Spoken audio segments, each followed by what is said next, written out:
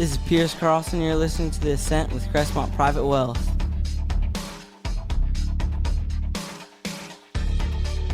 The opinions expressed are those of the host. The material is for informational purposes only.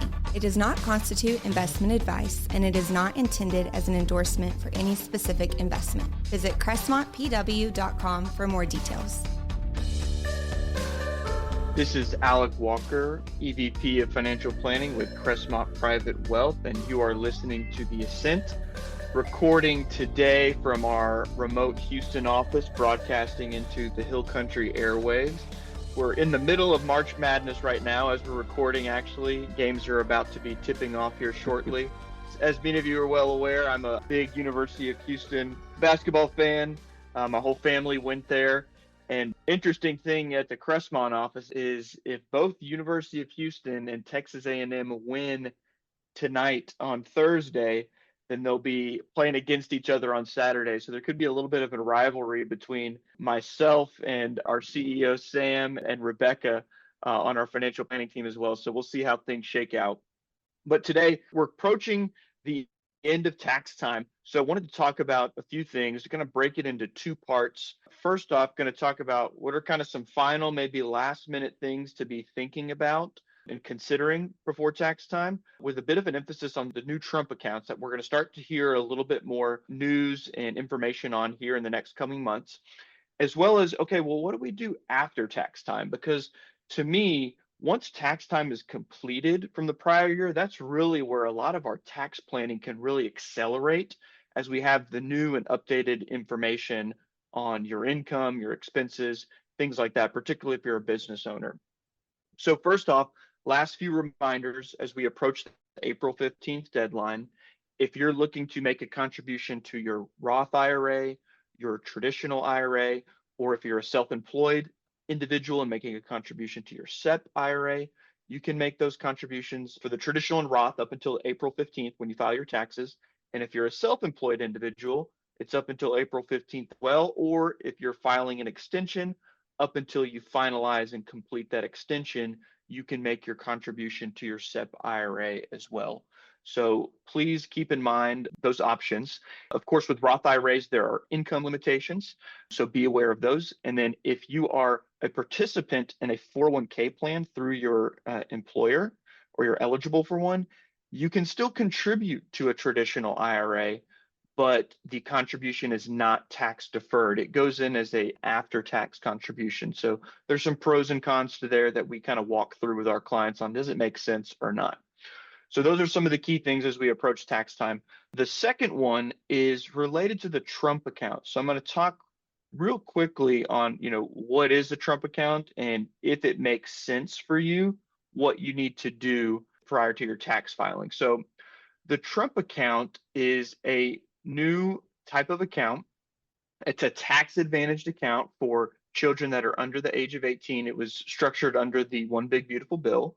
And essentially, it functions in a sense like an IRA account for the child. Contributions can be made from parents.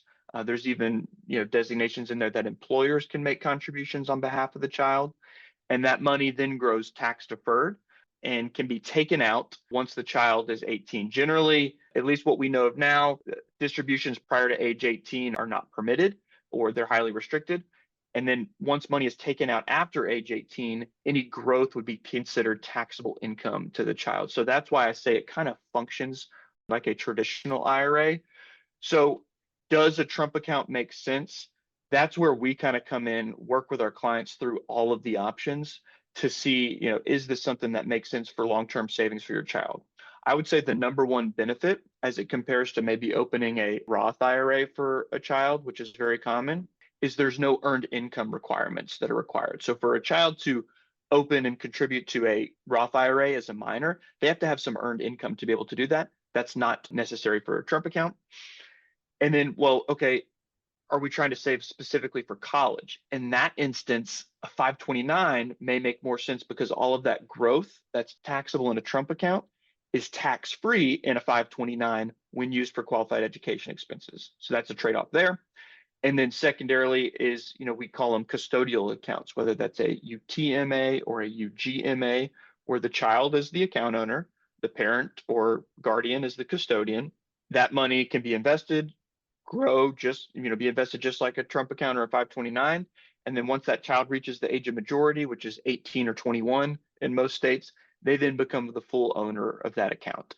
The difference there is that instead of being taxed at ordinary income rates or having more restrictions on it, like an IRA account, this account can be used for anything. So start a business, go to school, down payment on a home, and you're only subject to capital gains taxes. So kind of think about weighing the pros and cons of that and kind of consulting with our team. We can help, kind of guide you in the right direction. The one nuance of a Trump account that may make sense, and again, there's still a lot of gray area around this. We custody with Charles Schwab. Charles Schwab says that they're going to be able to hold these Trump accounts. We'll see. A lot of this is going to take place July 4th of this year.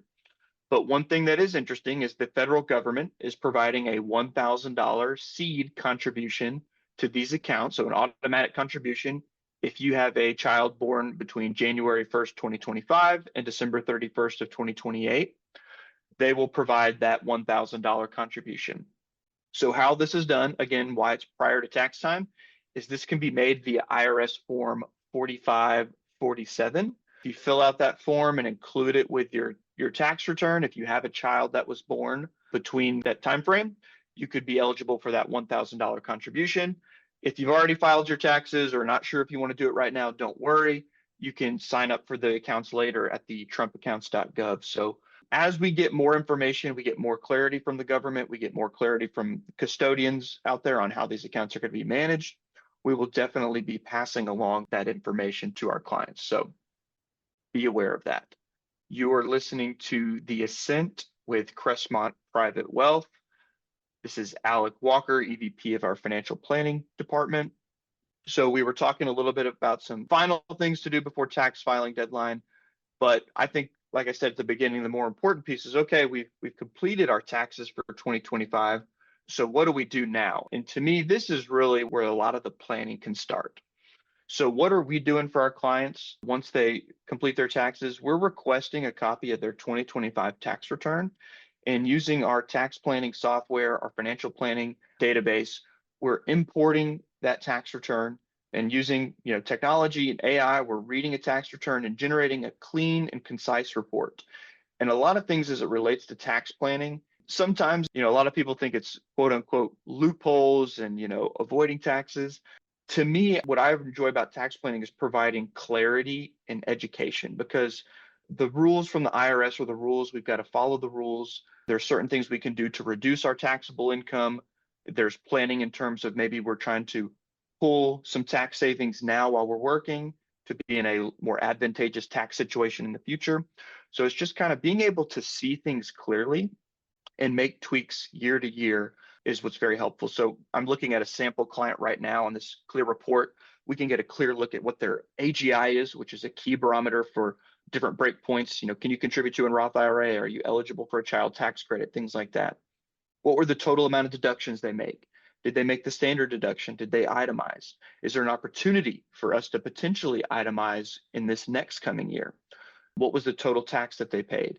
And then kind of looking forward, okay, what's that safe harbor amount? So I would say for a lot of our clients around this time, we're taking a look at their current tax return, their most recent pay stub, and making sure, hey, with what we're projecting for this 2026 income year, have we withheld enough from our pay stubs? Have we made enough estimated tax payments compared to other things that may be going on, whether that's a larger bonus, restricted stock vesting, a sale of a stock or an asset that's going to provide a larger capital gain? Being aware of what those taxes due are going to be and making the proper estimated tax payments can help us avoid any kind of penalties or things like that. And then kind of going forward, what sort of capital gains or losses did we have in the previous year? And do we have any carry forward losses? That could be huge as we're looking to potentially diversify concentrated stock positions that could generate a capital gain. That generally makes people uneasy, but if we've got a loss from the prior year that we can carry forward, that can be a big opportunity for us to look at. The second and third thing that we're probably looking at heavily for our clients that are retired in the summit and on Medicare, we're looking at, okay, how is their income affecting their Medicare Part B and D premiums? Those premiums are adjusted based on your income. So there are things that we can be doing to either increase their income a little bit, to maybe bump them up to higher premiums temporarily to avoid very high premiums in the future by doing things like a Roth conversion or distributions from their IRAs. Or two, are there things we need to be doing to lower their taxable income to kind of bring them down a level on their Medicare Part B and D premiums? That's probably item two that we're looking at. And then number three, we've got some new changes from the One Big Beautiful Bill. We've got changes to charitable contributions to donor advised funds. So the first 0.5% of your AGI is excluded when you're generating charitable contributions to your donor advised funds. So we can go in with a side-by-side scenario analysis with a client and say, hey, here was your 2025 tax situation. We donated, $15,000 to a donor advised fund. Here's what it looks like in 2026 if we do the exact same thing. And we can look at a side-by-side comparison on exactly how that impacts their taxable income and their taxes due. So that's one item there. There's the new enhanced senior deduction, of course, that we can look and see how that's now impacting folks, as well as, and I mentioned this, I think, in an earlier podcast this year, but just to reiterate, because I think it's important repetition, if you take the standard deduction, which many people do, for the 2026 tax year, so this was not the case for 25, you can, for a married couple filing jointly, you can take a $2,000 charitable contribution deduction on top of that standard deduction for the 2026 tax year. So if you are giving throughout the year, make sure you keep those receipts so that you can document and file that for the 2026 tax year. So the tax planning piece, it's going on throughout the year, but once we have the updated 2025 tax returns, that's where we can really start heavily planning from, May through the end of the year, if there are any unique circumstances or items relevant for clients. You are listening to the Ascent with Crestmont Private Wealth. I'm Alec Walker, EVP of Financial Planning. We've been talking a little bit today about tax planning, what to do kind of as we approach the tax deadline, and then really what we can do once you've completed your 2025 tax return for clients and kind of enhance the financial and tax planning that we're doing. Final thing I just wanted to mention, we've done a few podcasts here recently and sent out some newsletters regarding some of the volatility we're seeing in stock markets, particularly with the conflict overseas in Iran and how that's affecting oil and gas markets. We had some volatility where the Dow fell to its lowest level thus far on the year. Wanted to highlight a previous chart we had sent out via newsletter back in February. Historically, this is going back to the Korean War, I think was the first geopolitical event listed on this JP Morgan chart. Historically, markets tend to react pretty quickly to geopolitical events. The median number of trading days that an S&P will fall from its previous level to a low was around 11 to 12 trading days, and the median recovery time back to that previous level was about 12 trading days as well. We've at this point gone on a little bit longer than that thus far. It's something that we're obviously monitoring very heavily with our investment committee, having conversations with clients, and we'll be looking to make changes at the appropriate time. But for these situations like this is why it's so important, why we always lead back to the financial plan and our investment strategy.